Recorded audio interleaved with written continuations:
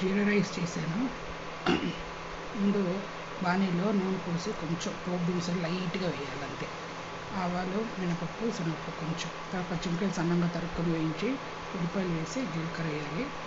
అలానే కొంచెం అన్నీ వేగినాక ఉప్పు, పసుపు కూడా కొంచెం పసుపు వేసాను. యాక్చువల్గా అందరూ వేయరు. సో పసుపు కూడా వేసి వేగాక ఉడికిన అన్నం ఉంటుంది కదా, ఉప్పేసి కలిపేసి కాసేపు మూత పెట్టేస్తే రెడీమేడ్ జీరా రైస్ అయిపోయింది. చాలా బాగా కుదిరింది.